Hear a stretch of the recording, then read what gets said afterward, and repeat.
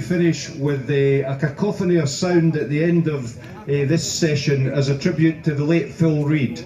And I think anybody who ever saw Phil Reid race will appreciate his pedigree and everything that he achieved. And I suppose it's quite poignant that Phil was here at the GP paddock back in April this year. And he wasn't very well at the time, but he was still determined to turn up. So Neil Brailsford and AlexJ.S.George are going to tell us a bit about their experiences with Phil and what they know about him, and then we're going to get on to looking at one or two of the bikes individually, and then we're going to have an absolute cacophony of sound from all the big four-strokes and noisy two-strokes, and of course the triple lads here in the corner with the Rocket 3s and the Tridents. They always add a bit of spice to the noise that we create. Now there is a warning board over there saying please be aware that there could be some noise, but I get the feeling that's exactly why people are here. It's for the noise. Would that be right? Yeah. It's one thing looking at these bikes and admiring them, but it's not until they're fired up that you can really get the full appreciation of the engineering, the speed that they attained, and in many cases the fame that some of these models have, and how well the people that have them in their possession look after them. They really are a credit to people. So it's a big thank you to everybody that's supported the GP paddock. And there are people here who come every year, twice a year, to support this event. And we've had a great weekend, mainly because of the weather. And it's great to see such a good turnout.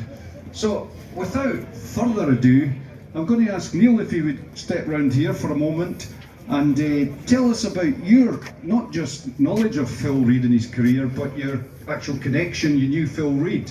And as well, where's Alex? He's over there, hiding in the corner. Will you come and join us as well, please, Alex? No, I know you're shy, but you're going to have to get used to it and get over it. Just come and join us. Because AlexJ.S.George knew a bit about Phil Reid as well.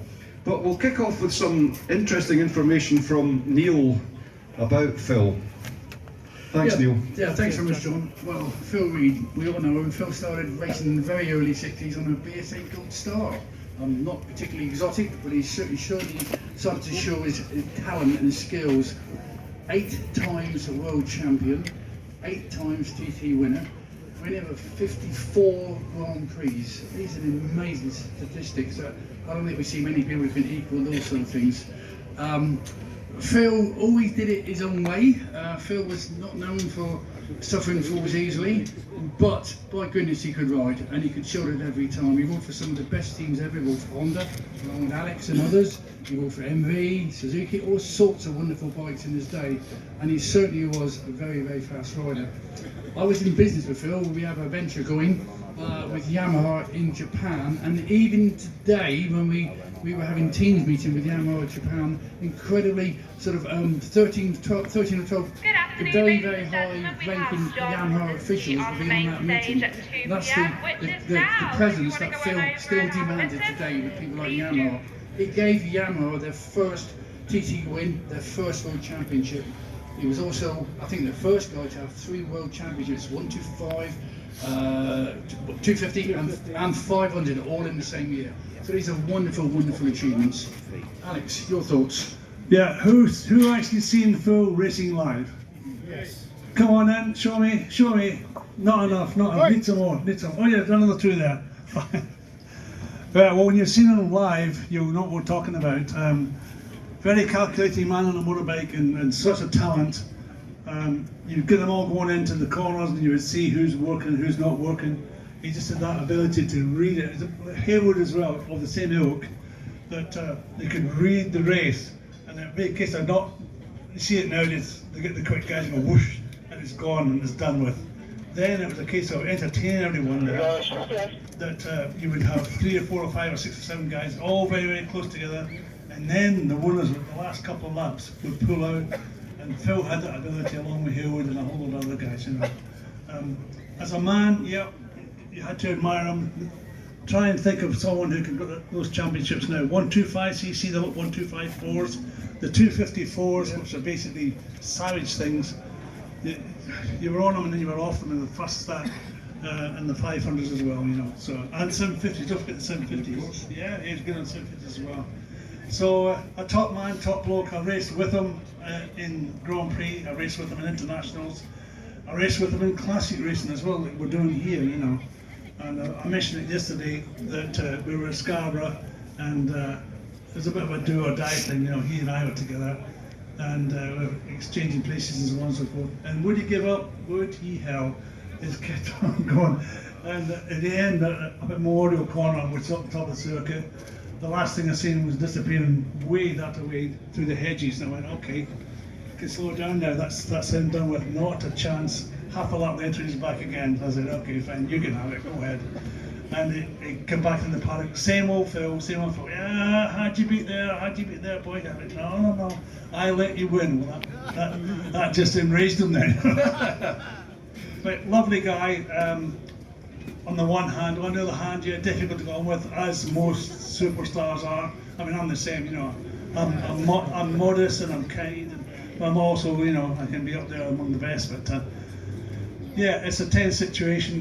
You're doing this job for a living, like 7 days a week.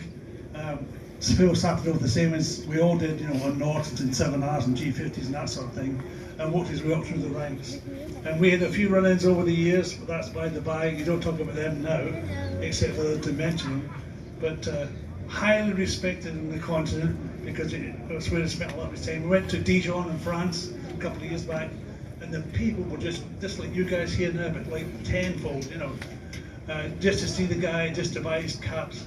And no discount, no discount, you paid the full price.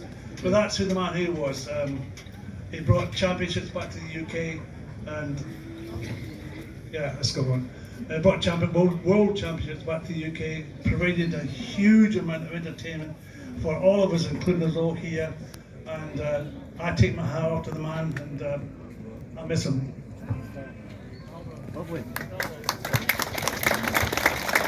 Thank you for that, Alex.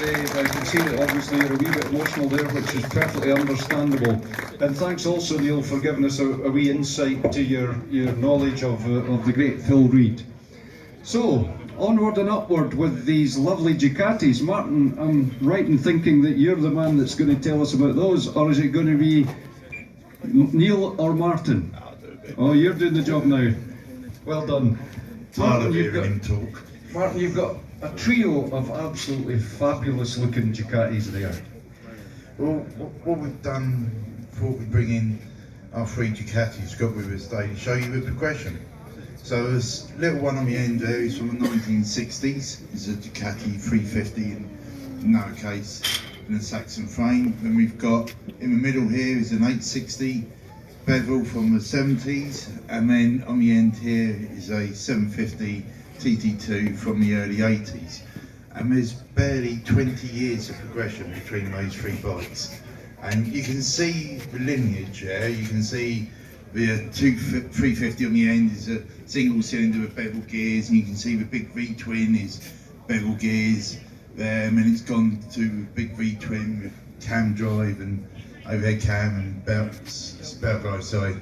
You know, so you can see the lineage there, but it's amazing that in just 20